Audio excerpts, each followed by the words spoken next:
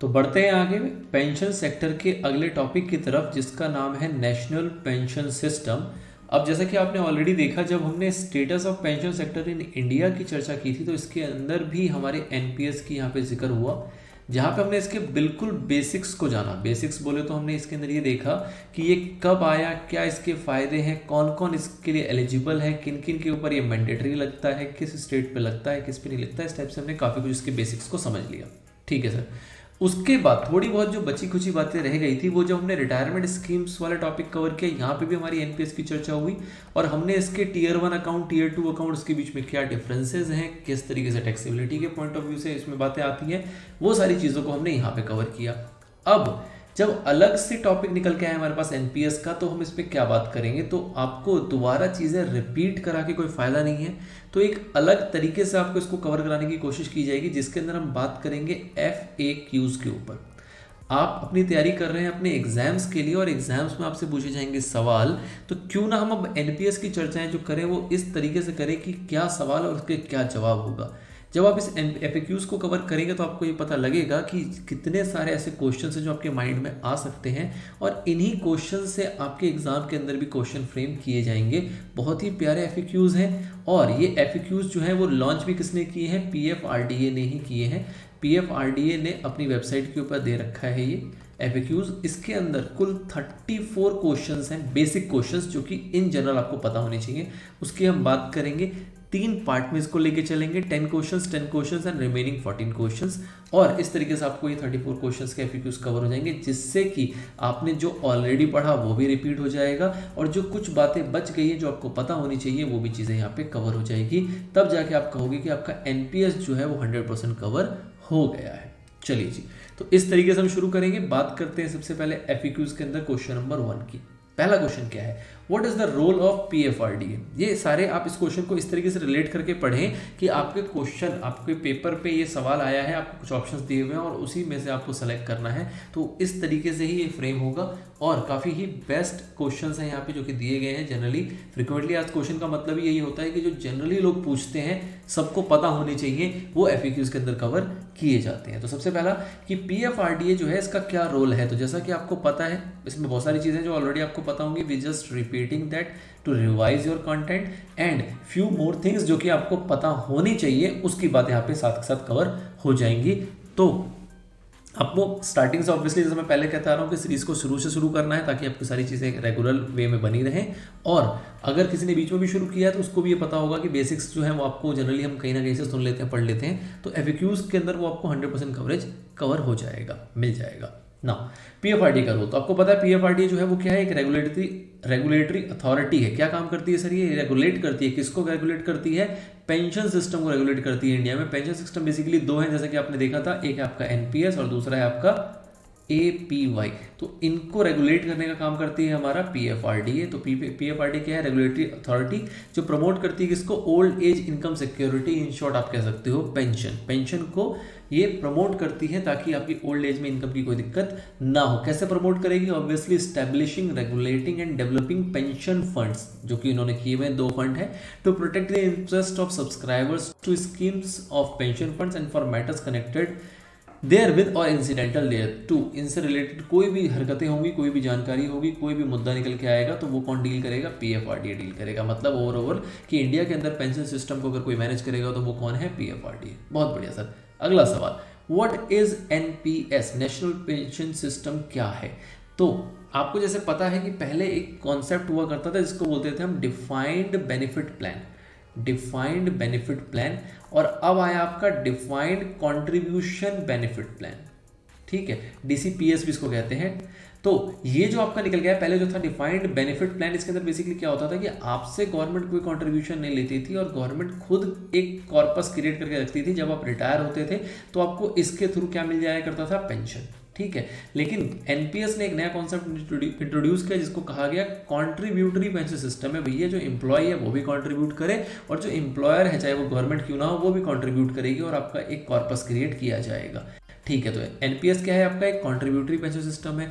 कौन से सेक्शन में कवर होता है, ये सारे आपके एग्जाम के क्वेश्चन है। इस तरीके से आपके एग्जाम में क्वेश्चन आएंगे कि PFRDA जो एक्ट है उसके अंदर एनपीएस को डिफाइन किया गया है, बताओ कौन सा सेक्शन के अंदर। तो आपको पता होना चाहिए सेक्शन नंबर 20 जो है वो एनपीएस को डिफाइन करता है पीएफआरडीए एक्ट के अंदर, जिसके अंदर कहा जा रहा है कि जो कंट्रीब्यूशन है वो कौन कौन देगा, वो एम्प्लॉय भी देगा, मतलब सब्सक्राइबर देगा, उससे कलेक्ट किया जाएगा, और साथ ही में आपका जो एम्प्लॉयर है वो भी देगा, और उस कंट्रीब्यूशन को कहाँ डाल दिया जाएगा, उसको डाल दिया जाएगा एक अकाउंट के अंदर, एक अकाउंट खोला जाएगा, उसके अंदर इस पैसे को डाल दिया जाएगा, जिसको बोलते हैं इंडिविजुअल पेंशन अकाउंट, जिसका शॉर्ट फॉर्म है PRAN। अब PRAN क्या होता है वो भी हम आगे चल के देखेंगे। तो ठीक है, तो प्रान एक नंबर है, जैसे एग्जांपल के तौर पे आप कह सकते हैं कि आपका एक पैन नंबर होता है जो कि आपकी आइडेंटिटी को आइडेंटिफाई करता है इनकम टैक्स के पर्सपेक्टिव से।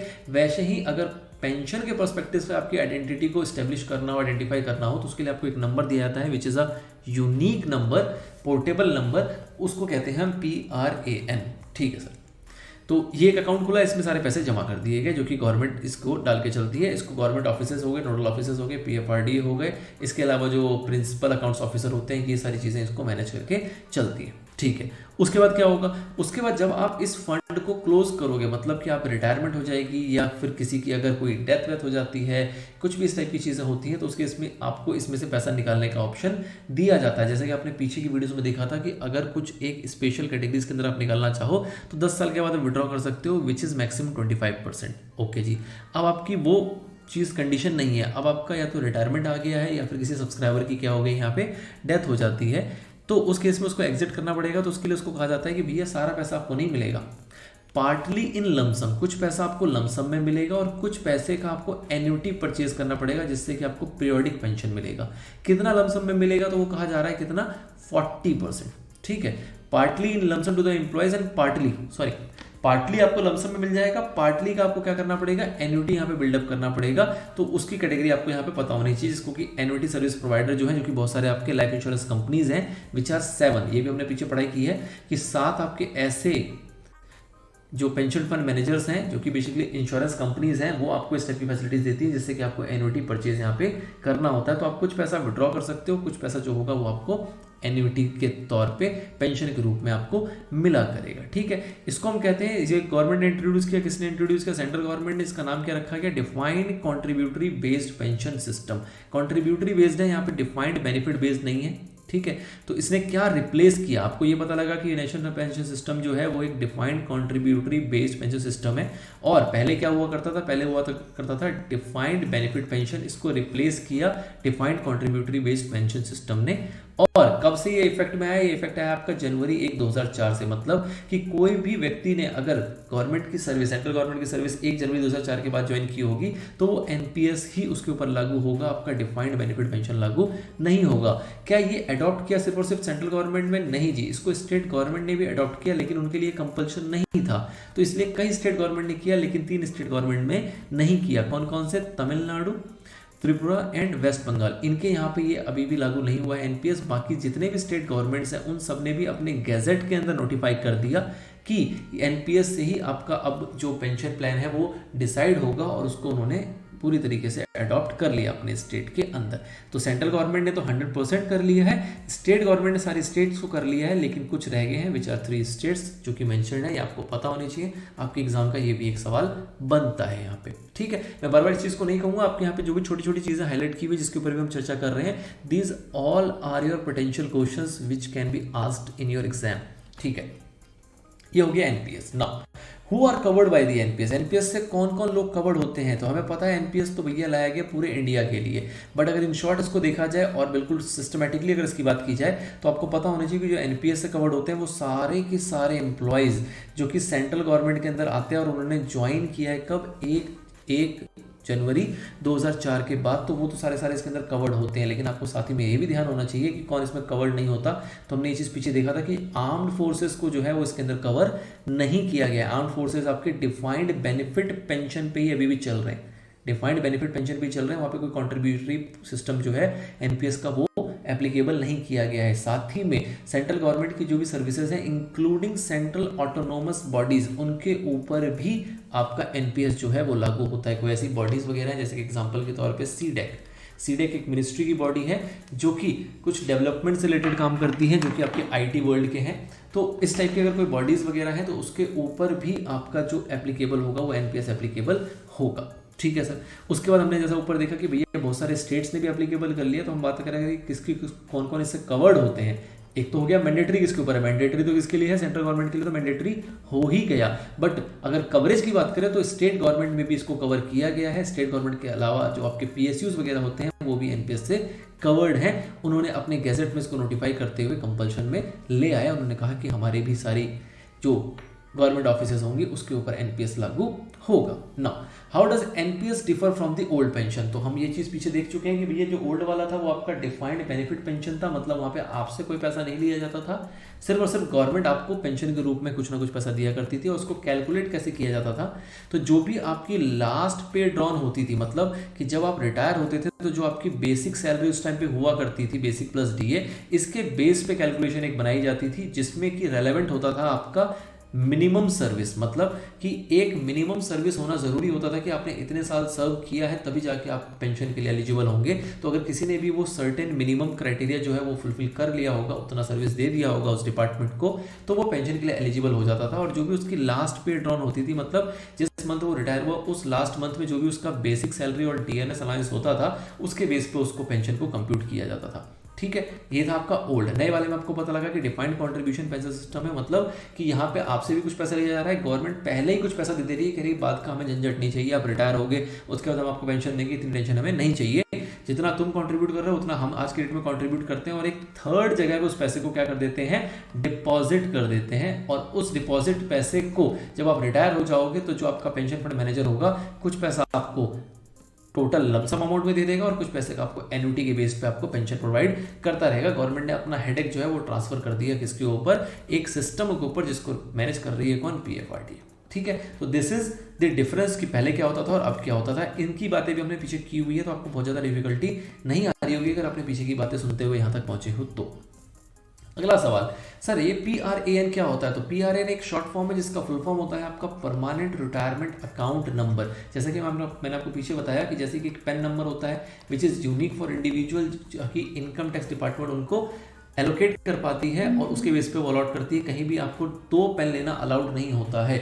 सेम पैटर्न पे आपका PRAN नंबर होता है, this is also unique and portable, मतलब कि एक ही नंबर आपका रहेगा, आप एक ऑर्गेनाइजेशन में रहो उसको छोड़ के दूसरी ऑर्गेनाइजेशन में चले जाओ, उसको छोड़ के तीसरी में चले जाओ, कुछ भी कर लो, आप पर्सनल अपना वॉलंटरी इन्वेस्टमेंट करना चाहते हो, कुछ भी करना चाहते हो, this number should remain same. ये नंबर आपका चेंज नहीं होगा, आप एक से ज्यादा नंबर नहीं ले सकते हो, आपका ये एक ही नंबर रहेगा जो कि हर तरीके से आपको काम आएगा। तो this is PRAN, just a unique number जिससे कि आइडेंटिफाई किया जाए सब्सक्राइबर को और उसके इन्वेस्टमेंट्स को। ठीक है सर, अगला सवाल, are bank details, mobile number, Aadhaar, PAN, CKYC क्या होता है, central KYC identifier and FATCA declaration mandatory for opening NPS account. तो यहाँ पे देखो बहुत सारी बातें इसने बोल दी, इसमें से सारी चीजें मैंडेटरी हैं सिवाय 2 को छोड़ के। कौन कौन सी, CKYC आइडेंटिफायर, ये बेसिकली क्या है, सेंट्रल KYC आइडेंटिफायर होता है, मतलब कि सेंट्रल गवर्नमेंट ने एक KYC का ऐसा नॉर्म जारी किया, उन्होंने कहा कि भैया एक इंडिविजुअल ने अगर CKYC करा ली तो उसको कहीं और KYC कराने की जरूरत नहीं है, इसका जो आइडेंटिफायर होगा ये वहां पे शो करेगा और उसकी KYC ऑटोमेटिकली हो जाएगी, हर जगह अलग अलग KYC कराने की जरूरत नहीं पड़ेगी।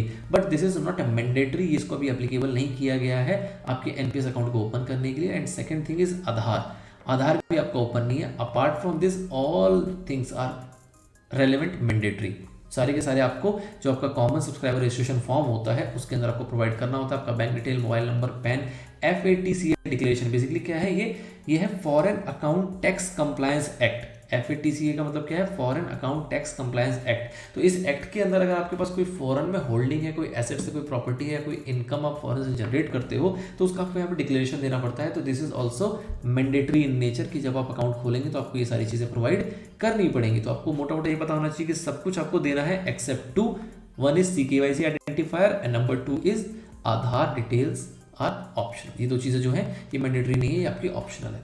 अगला सवाल आता है, what are the KYC documents required for generation of PRAN, क्या KYC डॉक्यूमेंट्स है। तो आपने एग्जांपल के तौर पे तो ये देख लिए ये डॉक्यूमेंट्स हैं, बट इन शॉर्ट अगर बात की जाए तो KYC डॉक्यूमेंट्स में आपको क्या क्या चाहिए, तो भैया 2 टाइप के प्रूफ होते हैं, एक होता है आइडेंटिटी प्रूफ वो चाहिए, दूसरा होता है एड्रेस प्रूफ वो चाहिए। ये 2 चीज़ आपको चाहिए जो कि आपको कंपोजिट सब्सक्राइबर रजिस्ट्रेशन फॉर्म के अंदर देना पड़ता है और उसके थ्रू आपको ये अलॉट हो जाता है PRAN नंबर। ठीक है सर, अगला सवाल, can PRAN be generated for employees who have already expired या लेफ्ट द ऑर्गेनाइजेशन, मतलब कि कोई एम्प्लॉय जो है वो जॉब कर रहा था किसी कंपनी के अंदर और उसकी रिटायरमेंट हो गई, मतलब उसका जो सुपर एनुएशन है वो आ गया, 60 साल वो रिटायर हो गया, अब वो चला गया है, तो क्या उसका PRAN नंबर फिर से जनरेट करना पड़ेगा। मतलब बेसिकली क्या हुआ कि अगर एक कोई सेंट्रल गवर्नमेंट डिपार्टमेंट है तो इस डिपार्टमेंट के अंदर जितने एम्प्लॉयज़ काम करते हैं उन सभी का PRAN नंबर आपका यहाँ पे बनाया गया, ठीक है, उनसे फॉर्म भरवाई के उनसे डिटेल लिया गया और उनको एक ये नंबर इशू करके दिया गया।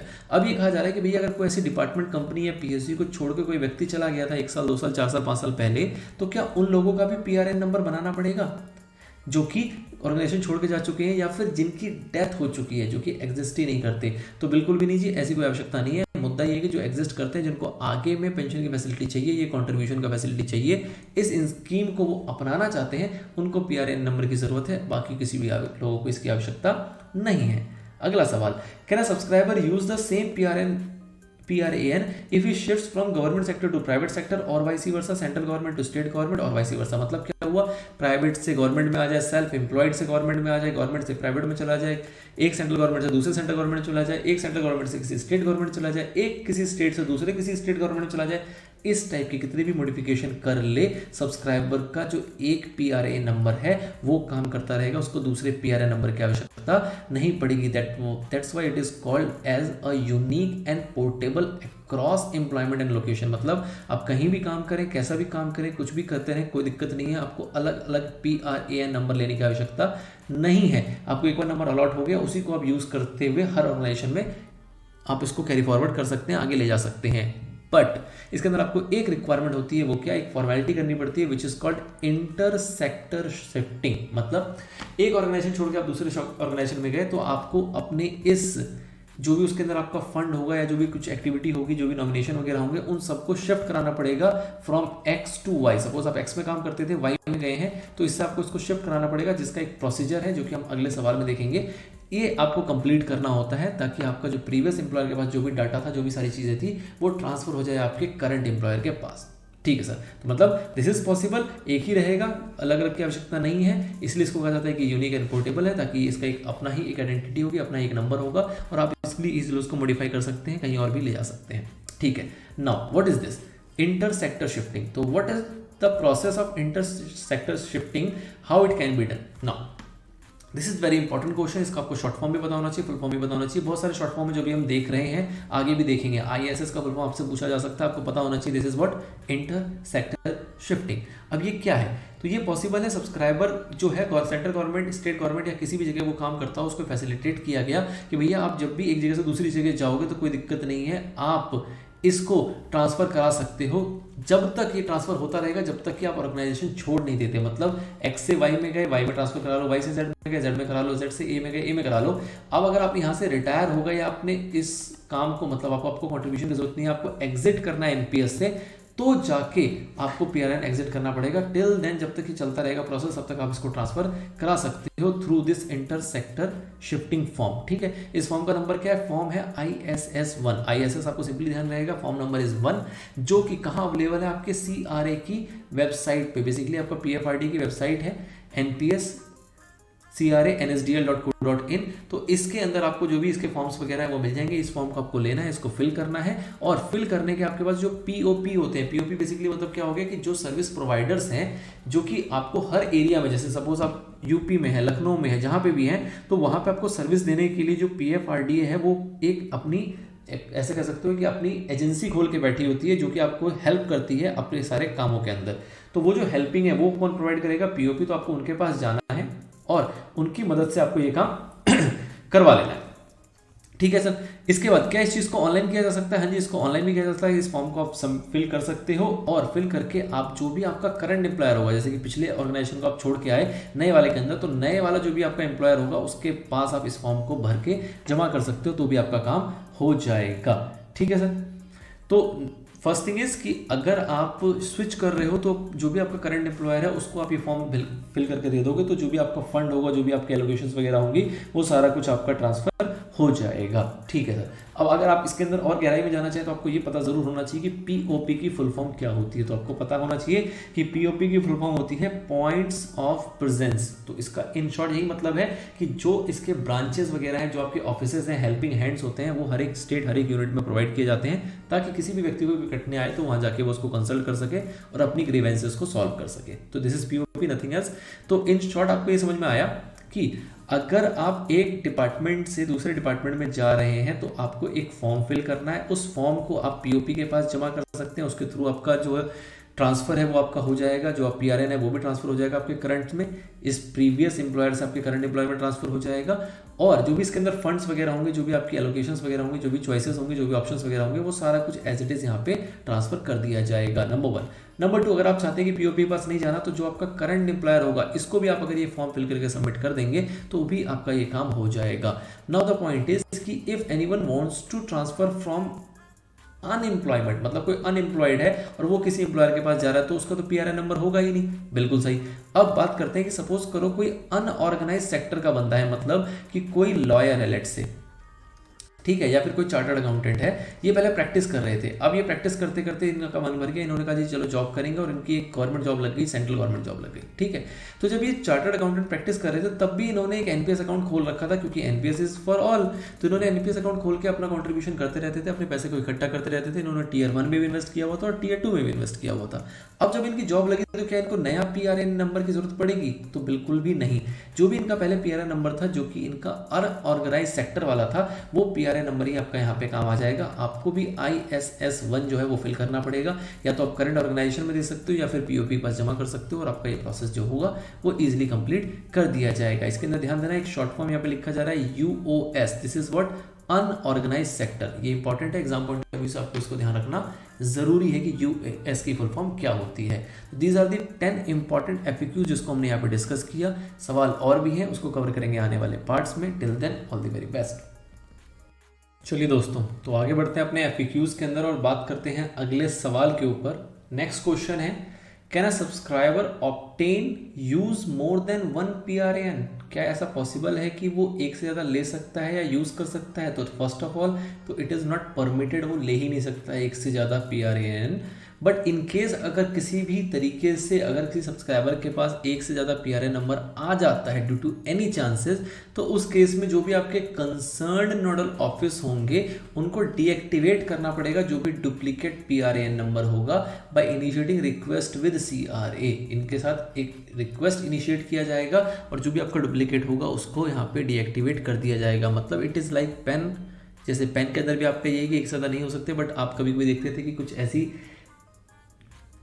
दिक्कतें हो गई या कुछ ऐसी चीज़ हो गई जिसमें इंसान को पुराना पेन नहीं मिल रहा था, या कुछ लोग पुराना पेन बना के भूल गए थे, उन्होंने दूसरा पेन फिर से बनवा लिया, गलती से गवर्नमेंट डाटाबेस में भी कुछ दिक्कत हुई और दोबारा पेन इशू हो गया, तो उसमें भी सेम रूल एप्लीकेबल होता है कि आपको अपना डुप्लीकेट पेन सरेंडर करना पड़ता है, डीएक्टिवेट करना पड़ता है, और आप इन एक्चुअल एक ही पेन रख सकते हैं। तो इन अ सेम मैनर आप यहाँ पे PRAN नंबर भी एक ही रख सकते हैं, एक से ज़्यादा नहीं रख सकते।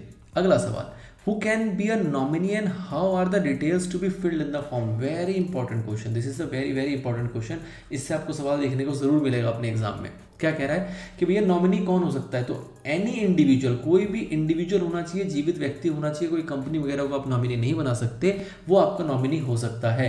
और क्या कितने नॉमिनी हो सकते हैं? तो दिस इज द यूनिक, जिससे कि आपको सवाल एग्जाम में पूछा जाएगा कि जनरली आपने देखा है नॉमिनी एक लोगों को बनाया जाता है, बट जो आपका एनपीएस है उसके अंदर आपको फैसिलिटेट किया गया और कहा गया है कि आप मैक्सिमम 3 नॉमिनीज यहाँ पे बना सकते हो। मतलब क्या हुआ कि जब आप नॉमिनी बनाएंगे तो सपोज आप 2 बनाते हैं, तो आप चाहें तो एक को 60% का नॉमिनी बना सकते हैं, एक को 40% का बना सकते हैं। अगर आप 3 बनाते हो, सपोज एक को 30 का बनाया, दूसरे को आपने 30 का बनाया, तीसरे को आप 40% का आप नॉमिनी बना सकते हो। द थिंग इज कि आप 3 नॉमिनी मैक्सिमम बना सकते हो और जिस तरीके से एलोकेट करना चाहो उसके परसेंटेज को आप एलोकेट कर सकते हो। ये जो परसेंटेज आपके एलोकेट होंगे ये कभी भी डेसिमल में नहीं होगा। ऐसा नहीं हो सकता कि 16.5 इसको कर दिया और 39.5 इसको कर दिया, नहीं, ऐसा पॉसिबल नहीं है, ऐसा एक्सेप्ट नहीं किया जाएगा आपकी नॉमिनेशंस को। और कभी भी जितने भी आप ब्रेकअप करोगे 2, 3 या फिर अगर एक रहता तब तो कोई बात ही नहीं है, वो 100% ही होगा। बट अगर 2 या 3 होगा तो उस केस में इसका जो टोटल होगा ये ऑब्वियसली आपका 100% ही आना चाहिए। उससे कम अगर आता है तो उस केस में भी आपका जो PRAN नंबर है वो आपको रिजेक्ट कर दिया जाएगा, आपका एप्लीकेशन, मतलब आपको PRAN नंबर अलॉट नहीं किया जाएगा।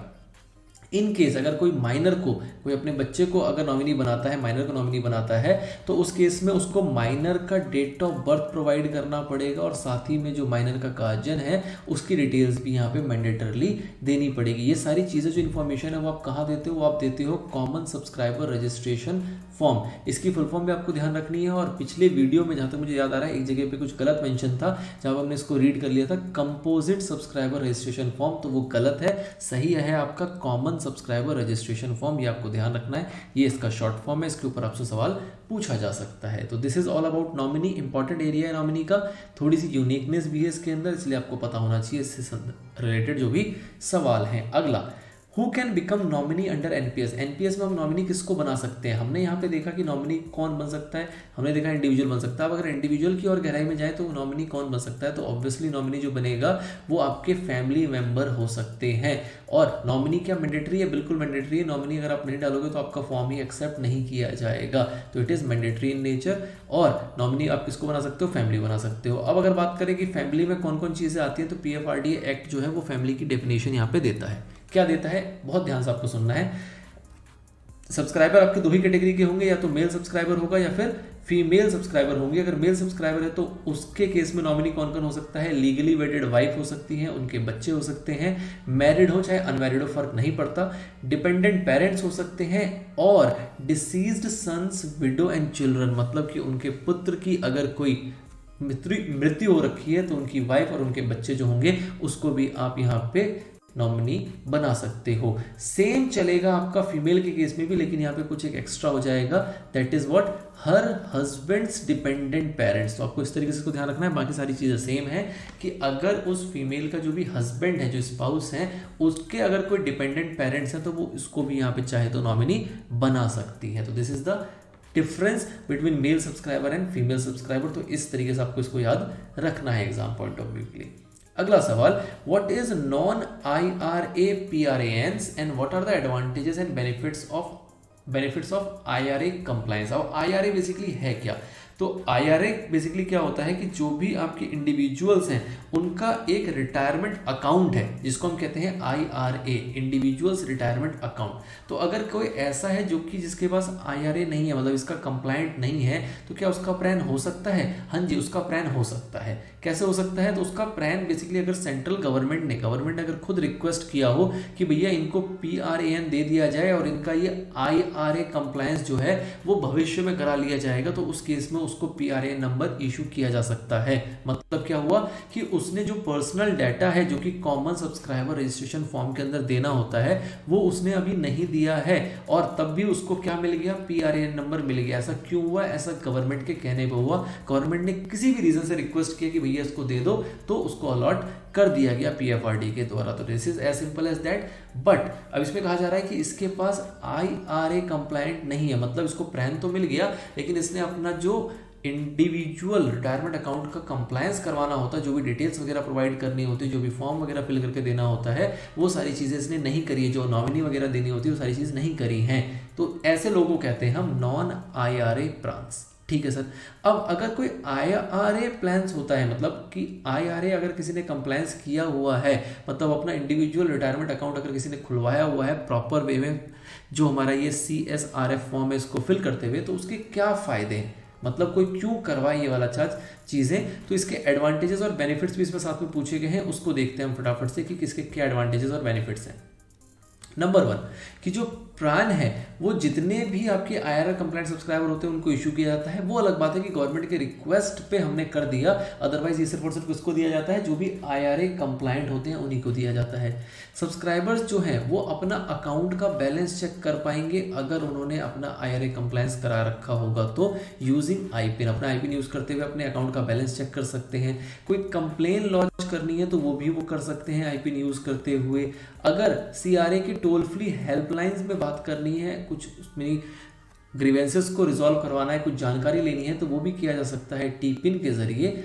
No proof of identity and address proof is required during activation of tier 2 account. मतलब क्या हुआ कि टीयर 1 अकाउंट किसी ने खुलवाया और उस टाइम पे उसने अपना IRA कंप्लायंस जो है वो करवा लिया, तो उस केस में उसको टीयर 2 अकाउंट खुलवाते वक्त कोई भी आइडेंटिटी या एड्रेस प्रूफ देने की आवश्यकता नहीं है। टीयर 2 अकाउंट उसके टीयर 1 अकाउंट के बेसिस पे ही ओपन कर दिया जाएगा। और साथ ही में कई सारी वैल्यू एडेड सर्विसेज मिलती हैं, जैसे कि ऑनलाइन ईमेल अलर्ट्स आएंगे आपके पास, SMS अलर्ट्स आएंगे, जब भी आपके अकाउंट में पैसे डलेंगे निकलेंगे, जो भी चीज़ में उसमें हरकतें होंगी उन सब के आपके अलर्ट्स आपको प्रोवाइड किए जाएंगे। तो these are the facilities benefit जो कि IRA कंप्लायंस के बाद ही मिलती हैं।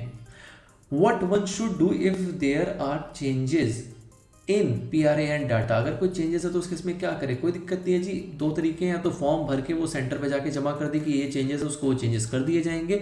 और अगर वो चाहता है कि नहीं जी किसी सेंटर वेंटर पे नहीं जाना, तो वो ऑनलाइन भी इसको कर सकता है। NPS का मोबाइल एप्लीकेशन आता है, वो डाउनलोड करे, उसमें लॉगिन करे और उसके जरिए वो अपनी पर्सनल इन्फॉर्मेशन में जो है वो चेंजेस कर सकता है। जो ये NPS का मोबाइल एप्लीकेशन है ये अवेलेबल है आपके गूगल प्ले स्टोर पे भी, और साथ ही में जो एप्पल स्टोर है वहाँ पे भी ये ईजिली अवेलेबल है, आप डाउनलोड करके इसको यूज कर सकते हैं। Now, what are the roles of Principal Accounts Officer for Central Government and Directorate of Treasury and Accounts for State Government under NPS? तो बेसिकली इनके क्या रोल्स हैं इसकी बात की जा रही है। तो ये लोग PFRDA के सपोर्टिंग हैंड की तरह काम करते हैं। इसका मतलब क्या हुआ कि अगर सेंट्रल गवर्नमेंट की बात करें तो सेंट्रल गवर्नमेंट के कर्मचारी या उससे रिलेटेड कोई भी डेवलपमेंट, कोई भी मॉनिटरिंग एक्टिविटीज रिलेटेड कोई भी दिक्कतें होंगी तो वो हमारे प्रिंसिपल अकाउंट्स ऑफिसर जो होंगे वो देखते हैं। और स्टेट गवर्नमेंट के केस में directorate of treasury and accounts इसको देखा करते हैं। मतलब कि चेक करना, मॉनिटर करना, नोडल ऑफिसर्स वगैरह जो बनाए गए हैं वैसे से काम कर रहे हैं कि नहीं कर रहे, कोई ग्रीवेंसेस तो नहीं है, इस टाइप की सारी एक्टिविटी में इनका रोल होता है। और बेसिकली जो इंडिविजुअल है और जो आपका PFRDA है इसके बीच का ये गैप जो है वो मेंटेन करते हैं, और इनकी बातें इन तक पहुंचाना, इनकी बातें इन तक पहुंचाना, इसका काम ये दोनों जो आपके अथॉरिटी हैं ये करते हैं। ठीक है सर। तो अगर मोटे मोटे तौर पे बात करें, समराइज करते हुए, तो क्या काम है इनका, consolidate PAO DTO nodal office registration forms और फॉरवर्ड करना किसको, CRA फॉर रजिस्ट्रेशन। मतलब किसी ने अगर रजिस्ट्रेशन के लिए अप्लाई किया है तो फॉर्म वगैरह कंसोलिडेट करके आगे बढ़ा देना कि हाँ भैया इनका रजिस्ट्रेशन कर दो। परफॉर्मेंस वगैरह जो होते हैं इनके नोडल ऑफिसर्स के कि वो अपना काम सही से कर रहे हैं कि नहीं कर रहे हैं उसको मॉनिटर करना कि अगर कोई रिजोल्यूशंस वगैरह हैं तो वो सही से आपकी रिजॉल्व, कोई भी ग्रीवेंसेस वगैरह हैं तो वो सही से रिजॉल्व हुए हैं कि नहीं हुए नोडल ऑफिसर्स के अंदर। और अगर कोई लगता है कि किसी प्रकार की कोई नेसेसरी एक्शन की आवश्यकता है ताकि सर्कुलर्स वगैरह का पालन किया जाए, गाइडलाइंस वगैरह का पालन किया जाए, सही से काम किया जाए, ऑपरेशन सही से हो, तो ये सारी चीज़ें को काम ये लोग देख के चलते हैं यहाँ पे। नाउ अगला सवाल, is NPS applicable to employees of central autonomous body. तो ये हमने पहले देखा था कि भैया जो भी सेंट्रल ऑटोनोमस बॉडी है उनके ऊपर भी आपका जो NPS है वो एप्लीकेबल होता है, बस शर्त यही है कि उन्होंने अपने गैजेट के अंदर इसको नोटिफाई कर दिया हो, अपने गैजेट के अंदर इसको मैंडेटरी कर दिया हो, तो उनके ऊपर भी ये एप्लीकेबल हो जाएगा। बहुत सारी ऑटोनोमस बॉडी है, सेंट्रल ऑटोनोमस बॉडी है तो उसके ऊपर तो मैंडेटरली आपका एप्लीकेबल है, बट अगर स्टेट ऑटोनोमस बॉडी की बात करें तो उस केस में आपकी वो गैजेट वाली बात आती है कि अगर गैजेट के अंदर नोटिफाई किया तो एप्लीकेबल होगा, अदरवाइज एप्लीकेबल नहीं होगा। How can the central autonomous body join NPS। अगर कोई सेंट्रल ऑटोनोमस बॉडी वो NPS में आना चाहती है तो कैसे आएगी। सपोज कोई नई बॉडी खुलती है, कुछ भी ऐसा होता है तो उसको अगर NPS ज्वाइन करना है तो कैसे किया जाएगा। उनको देना पड़ेगा एक लेटर ऑफ कंसेंट। ये लेटर ऑफ कंसेंट जो है वो सबमिट करेंगे किसको, हमारे CRA यूनिट को, जो CRA ऑफिस होंगे उसमें सबमिट करेंगे, जिसके अंदर वो एक कमिटमेंट दिखाएंगे, ये कहेंगे कि भैया जितनी भी इसकी ऑब्लिगेशंस हैं NPS से रिलेटेड वो सब डिस्चार्ज करने को तैयार हैं। वो इस टाइप का एक लेटर होगा, वो कंसेंट का वो देंगे किसको, PFRDA को। और किसके थ्रू आएगा, ये थ्रू आएगा फाइनेंशियल एडवाइजर्स, जो भी उस मिनिस्ट्री या डिपार्टमेंट के फाइनेंशियल एडवाइजर होंगे उनके थ्रू ये जो भेजा जाएगा PFRDA को, और PFRDA उनके ऊपर भी इसको एप्लीकेबल कर देगी, उसको इसके अंदर रजिस्टर कर देगी उस सेंट्रल ऑटोनोमस बॉडी को। Now is transition from contributory provident fund to defined contributory pension system, मतलब NPS, मतलब कोई अगर PF के अंदर है उसको अगर NPS के अंदर आना है तो permitted for employees of autonomous body who have joined prior to 1/1/2004, मतलब किसी ने इससे पहले ज्वाइन किया था और वो अगर CPF से इसके अंदर स्विच करना चाहे तो क्या वो पॉसिबल है। What will be the date of effect in case transition from CPF to NPS in case of employees who joined prior to this, मतलब किसी ने अगर इससे पहले ज्वाइन किया है और अब वो ट्रांसफर करना चाहता है तो उसका इफेक्टिव डेट क्या होगा and what are the silent features of this scheme, इस स्कीम के साइलेंट फीचर्स क्या है। तो 3 सवाल यहाँ पे पूछे गए आपको। सबसे पहला कि क्या शिफ्ट हो सकता है, हाँ जी बिल्कुल शिफ्ट पॉसिबल है, शिफ्ट में कोई दिक्कत नहीं है। इफेक्टिव डेट क्या होगी, तो जिस दिन भी वो एक्सरसाइज करेगा इस ऑप्शन को, जिस दिन भी वो इस ऑप्शन को चुनेगा वो जो डेट होगी वो उसकी इफेक्टिव डेट कहलाएगी।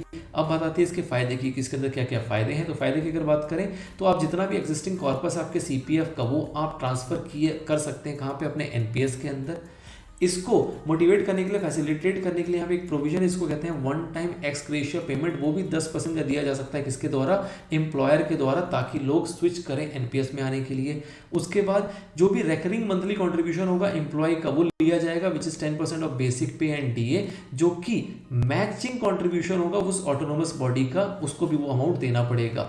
ठीक है, तो मतलब क्या हुआ कि एम्प्लॉयर को 10% बेसिक डीए का और एम्प्लॉयर को भी 10% बेसिक डीए का जो है वो कंट्रीब्यूट करना होता है इस स्कीम के तहत। This are the silent features of NPS.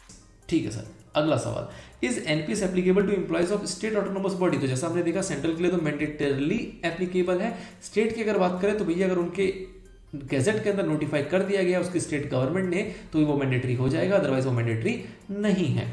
Now 2 सवाल और छोटे छोटे देख लेते हैं फटाफट से। Is NPS applicable to members of all India services joining the all India services on and after 1/1/2004। अगर कोई बंदा 1/1/2004 के बाद ऑल इंडिया सर्विसेज ज्वाइन करता है तो क्या उसके ऊपर एनपीएस एप्लीकेबल होगा? हाँ जी, हाँ जी, हाँ जी। अगर ऑल इंडिया सर्विसेज की बात करें तो मैंडेटरली उसके ऊपर भी एप्लीकेबल होगा।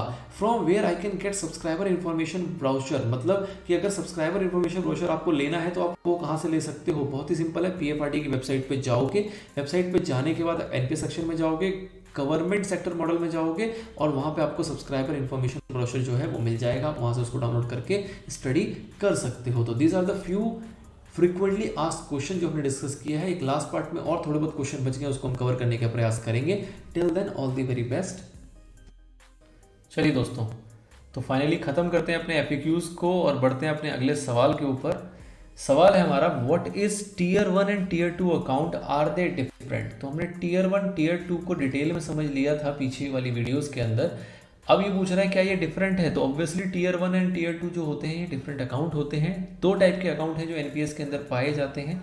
पहला है tier 1 account which is mandatory in nature और दूसरा है tier 2 account which is voluntary in nature. Tier 1 के अंदर जो आप पैसे डालते हैं, जो आप कंट्रीब्यूट करते हैं, उसका आप विड्रॉल नहीं कर सकते और कर भी पाएंगे तो पार्शियल विड्रॉल कर पाएंगे, जो भी उसका क्राइटेरिया है, जो भी उसकी रिक्वायरमेंट है उसको फुलफिल करने के बाद।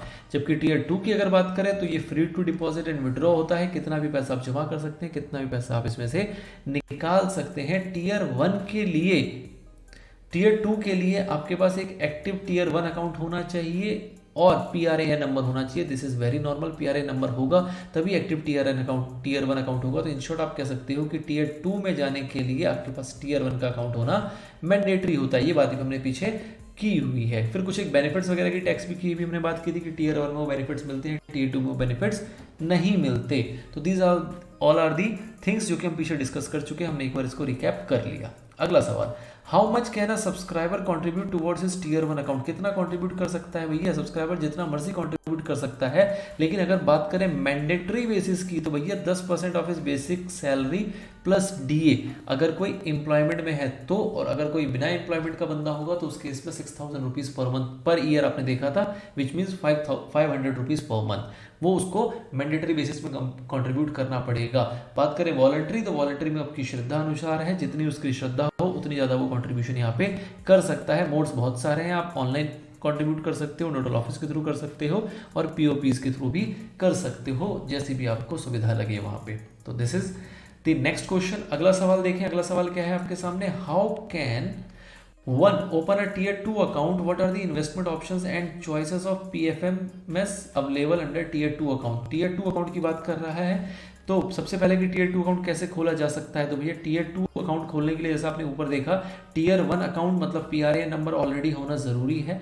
उसके बाद टीयर 2 अकाउंट खोलने के लिए जिसके पास भी टीयर 1 अकाउंट होगा वो कैसे इसको खोल सकता है, तो भैया ऑनलाइन खोल सकते हो, बहुत ही सिंपल तरीका होता है कि ENPS है आपका, ऑनलाइन चैनल के थ्रू आप जाके इसको ओपन कर सकते हो। अगर आप ऑनलाइन नहीं खोलना चाहते तो आप अप्रोच कर सकते हो किसको, जो भी आपके एसोसिएटेड DDO या PAO हैं आपके ऑफिस के अंदर। वो भी नहीं हो तो आप जो भी आपके नियरेस्ट आपके एरिया में POPs हो उनके थ्रू आप अपने इस अकाउंट को ओपन कर सकते हो, कोई बड़ी बात नहीं है। बात आई PFMS की, जो पेंशन फंड मैनेजर्स होते हैं उसकी बात करें तो ऑब्वियस सी बात है सब्सक्राइबर के पास फ्रीडम होता है, वो चाहे तो जिस तरीके का पेंशन फंड चूज कर सकता है, पेंशन फंड मैनेजर को चूज कर सकता है और इन्वेस्टमेंट का पैटर्न भी चूज कर सकता है। जैसे कि आपने देखा था 2 पैटर्न होते हैं इन्वेस्टमेंट के, एक होता है एक्टिव चॉइस, एक होता है ऑटो चॉइस। तो इन दोनों में से वो जिसको चाहे उसको यहाँ पे चूज करके चल सकता है। ठीक है सर।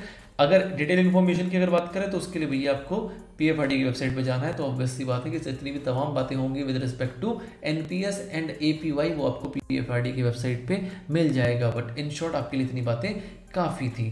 आगे, what is the investment pattern for government employees. Government employees के लिए क्या इन्वेस्टमेंट पैटर्न है, तो ये कुछ इन्वेस्टमेंट पैटर्न आपको यहाँ पे बताए गए हैं कि government securities and related investment है जिसको कि 50% तक आप उसका एक्सपोजर ले सकते हो। इसके बाद जो आपके डेट इंस्ट्रूमेंट्स हैं उसको आप 45% तक उसमें जा सकते हो, अपनी लिमिट्स को तय कर सकते हो। Short term debts instrument and related investments की बात करें तो वो अप टू 5% है। उसके बाद इक्विटी एंड अनरिलेटेबल इन्वेस्टमेंट्स की बात करें तो वो 15% है। Asset back trust structured and miscellaneous investment की बात करें तो 5% है। इन शॉर्ट आप ये समझो कि आपको एक लिमिट बता दी गई है कि आप इस सेगमेंट के जो इंस्ट्रूमेंट है वो कितने लिमिट तक आप उसको ऑप्ट कर सकते हो, उसका एक हायर परसेंटेज साइड यहाँ पे बता के आपको दिया गया है। उसके बाद बात करें पेंशन फंड मैनेजर्स की तो आपको पता है कि 7 पेंशन फंड मैनेजर्स होते हैं। यहाँ पे गलती से 3 लिखा हुआ है, इसको आपको ध्यान नहीं देना। कौन कौन से होते हैं वो हमने पीछे डिस्कस किए हुए थे। यहाँ पे मोटे मोटे तौर पे आपको 3 बता दिया गया है, SBI पेंशन फंड, UTI और LIC। इसके अलावा और भी 4 होते हैं, ऑलरेडी आपको डिस्कस किया हुआ, पीछे की वीडियो में आप इसको चेक कर सकते हैं। अगला सवाल आता है, is there any timelines on upload of SCF and remittance of fund. क्या कोई टाइमलाइन है भैया पैसे जमा करने के लिए। मतलब क्या हुआ कि जो भी आपका एम्प्लॉयर है उसने आपके पैसे काट लिया, वो अपना पैसा उसमें जोड़ के कब तक जमा करेगा, उसको जो रेमिटेंस है उसकी टाइमलाइंस क्या है। और SCF का बेसिकली मतलब क्या होता है, subscribers contribution file. Subscribers contribution file, तो किस सब्सक्राइबर का कितना कंट्रीब्यूट किया गया, कितना पैसा काटा गया, कितना डिपॉजिट किया जा रहा है, उसकी जानकारी आपको देनी होगी सरकार को। वो आप कैसे दोगे, NPS का कितना कंट्रीब्यूशन, उसको कब रेमिटेड करोगे, कब आप उस तक पहुंचाओगे। तो क्या कहा जा रहा है कि जो भी ऑफिसर्स होते हैं उसके जो भी प्रिंसिपल अकाउंट्स ऑफिसर है या फिर ड्राइंग एंड डिसबर्समेंट ऑफिसर्स होते हैं, DDO होते हैं बेसिकली, ये लोगों की रिस्पॉन्सिबिलिटी है। जैसे कि आपने सुना होगा, अगर आपको थोड़ी सी रिटर्न्स फाइलिंग वगैरह की जानकारी हो तो हमें 2 टाइप से रिटर्न फाइल करनी होती है। एक होता है रिटर्न फाइलिंग का तरीका जहाँ पे आप जानकारी देते हो, मतलब इन्फॉर्मेशन देते हो कि किसका कितना पैसा काटा, उसका क्या डिटेल्स हैं। और दूसरे में आप एक्चुअल में पैसा जो होता है वो डिपॉजिट करते हो गवर्नमेंट के पास। सेम पैटर्न यहाँ पे भी है कि जो भी आपके PAO या DDO होंगे ये एक इन्फॉर्मेशन फाइल करेंगे, कब, हर महीने की 25 तारीख तक, latest by 25th of each month इनको ये इन्फॉर्मेशन फाइल करनी होगी कि भैया किन किन लोगों का, कौन कौन से सब्सक्राइबर है जिसका आपने कितना कितना पैसा कंट्रीब्यूट उनके से डिडक्ट करके कर रहे हो और खुद एम्प्लॉयर कितना कंट्रीब्यूट कर रहा है। और अगर बात करें हम पैसों की, तो पैसों की इन्फॉर्मेशन आपको देनी पड़ेगी कब, पैसों की इन्फॉर्मेशन आपको देनी पड़ेगी last working day salary day of each month for that month. मतलब जो भी महीने का कंट्रीब्यूशन है उस महीने की जो भी लास्ट वर्किंग डे होगा, मंथ का लास्ट डेट होगा, उस दिन आपको जो पैसे हैं वो डिपॉजिट करने पड़ेंगे। तो बेसिकली 2 जानकारी यहाँ पे दी जा रही है, एक कि क्या टाइमलाइन है इन्फॉर्मेशन शेयर करने की, सब्सक्राइबर्स की कंट्रीब्यूटरी फाइल शेयर करने की क्या है। तो उनके लिए कहा गया कि भैया ट्रांजैक्शन आईडी के साथ उसको 25th ऑफ ईच मंथ आपको शेयर कर देना है। बात करें रेमिटेंस की तो वो लास्ट वर्किंग डे जो होगा आपके उस महीने का, उस तक आपको वो जमा कर देना है। किसको जमा कर देना है, जो भी ट्रस्टी बैंक होगा उसके पास जमा कर देना है। किसके द्वारा, प्रिंसिपल अकाउंट्स ऑफिसर के द्वारा। ठीक है सर, ये टाइमलाइन भी आपको पता होनी चाहिए एग्जाम पॉइंट ऑफ व्यू से। How can I get statement of transaction SOT and check my NPS account balance. भैया किसी को अपनी ट्रांजैक्शंस देखनी है, कितना कितना कंट्रीब्यूट हुआ, क्या बैलेंस पड़ा हुआ है, तो वो कैसे देख सकता है। तो इसके लिए कहा जा रहा है बहुत ही सिंपल है, आप एक मोबाइल ऐप रखें NPS का और उसमें जाके चेक कर लें, कोई दिक्कत नहीं है। ऑनलाइन भी आप पोर्टल पे जाके लॉगिन कर सकते हैं IPIN के थ्रू और वहां पे भी जाके आप चेक कर सकते हैं।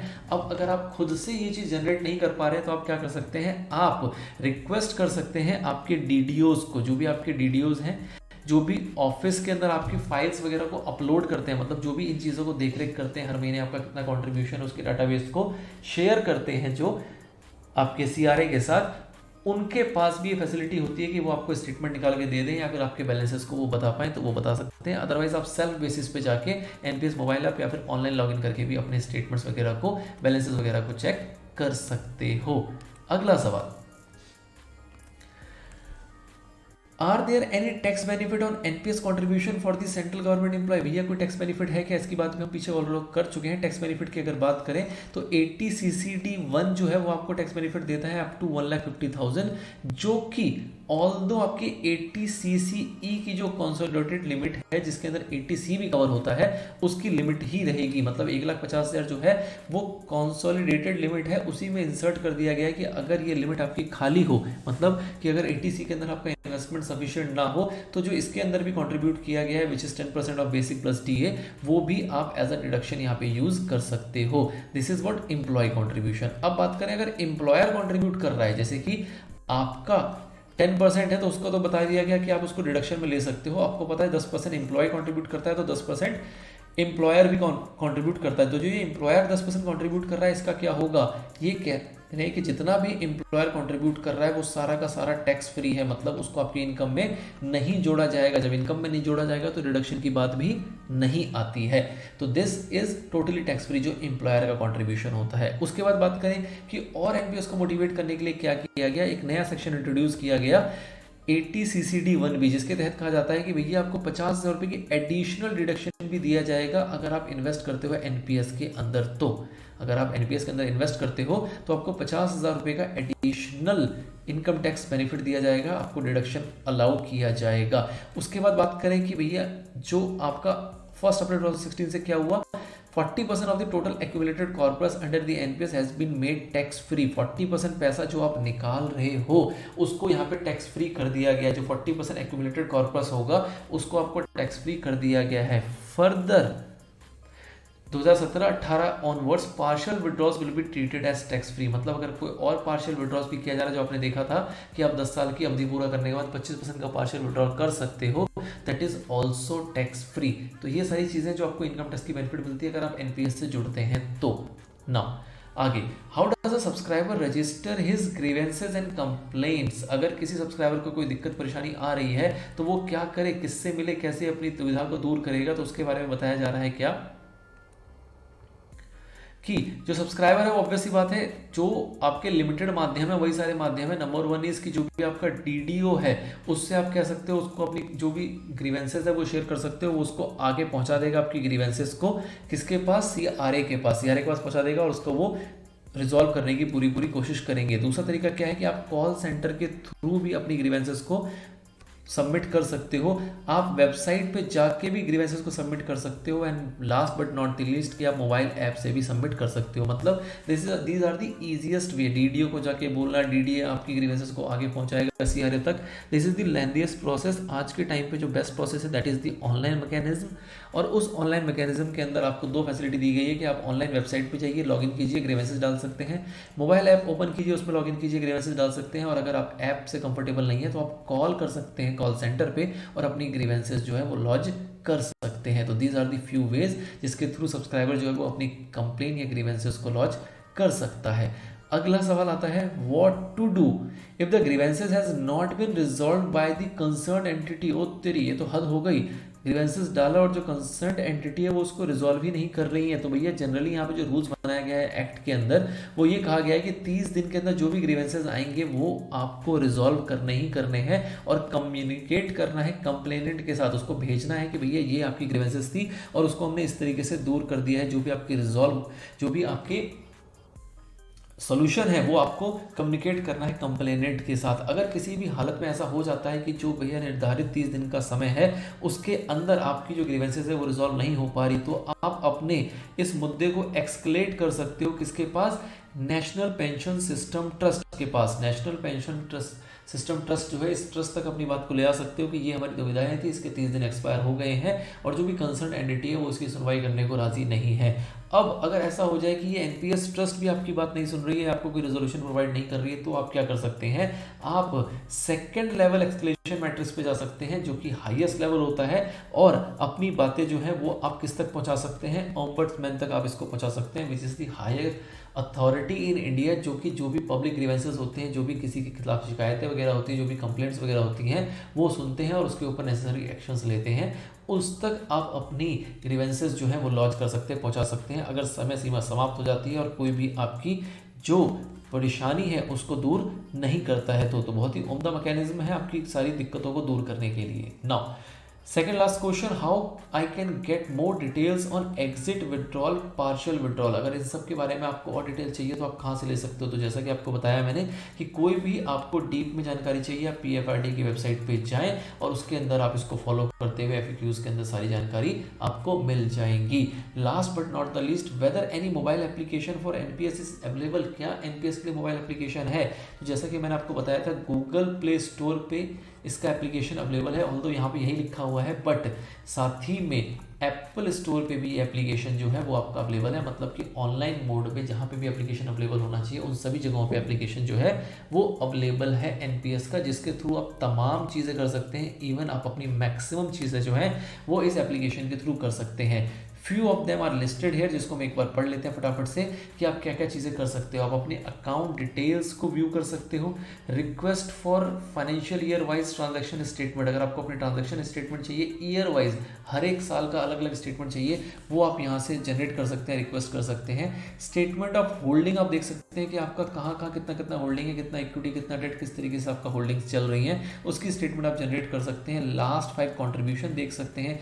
एड्रेस या कॉन्टैक्ट डिटेल्स के अंदर कोई चेंज करना है वो कर सकते हैं, पासवर्ड या सिक्योरिटी क्वेश्चन चेंज करना है वो कर सकते हैं, स्कीम की प्रेफरेंस को अगर आपको चेंज करना है तो वो भी आप कर सकते हैं, आधार अगर आपको यहाँ पे अपडेट करना है वो भी कर सकते हैं, अपने पासवर्ड को रीसेट करना है यूटीपी के थ्रू वो भी किया जा सकता है। टीयर 2 से आपको अगर आपको कोई विड्रॉ करना है, जो भी आपका कंट्रीब्यूशन अगर आपको वहाँ से विड्रॉ करना है तो वो भी आप एप्लीकेशन के थ्रू कर पाएंगे।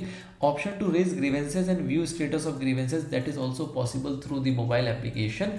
Now pension and return calculator, क्या पेंशन आएगा आपका, कितना रिटर्न आपका इसके अंदर बन रहा है, अगर इसको भी कैलकुलेट करना चाहें तो वो भी आप इस एप्लीकेशन के थ्रू कर सकते हैं। और आपका जो सब्सक्राइबर रजिस्ट्रेशन है उसको भी आप लिंक कर सकते हैं थ्रू ENPS। तो these are the all major facilities which can be done through the mobile application. Apart from that अगर कुछ रह जाता है तो वो आप थ्रू कर पाएंगे ऑनलाइन वेबसाइट के थ्रू, और अगर वो भी कुछ रह जाता है तो फिर आपका जो DDO होगा वो आपको हेल्प करके आपकी रेजोल्यूशन दे देगा।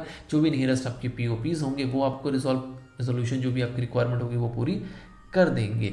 तो this is all about NPS. I hope आपको बेसिक से लेकर एडवांस तक काफ़ी सारी जानकारी मिल गई है एनपीएस की। इसके बाहर सवाल जनरली आपसे नहीं पूछे जाएंगे, बट इतनी सारी बातें आपके दिमाग में कैप्चर्ड होनी चाहिए कि इनसे रिलेटेड अगर कोई भी क्वेश्चन फ्रेम किया जाए तो आप उसका आंसर सही से सेलेक्ट कर पाओ। चलिए जी, ऑल दी वेरी बेस्ट। अगले पार्ट में हम कंटिन्यू करेंगे अपने APY की सीरीज़ को। एनपीएस हमारा यहाँ पे समाप्त हो जाता है। मिलते हैं नेक्स्ट पार्ट में। Till then all the very best.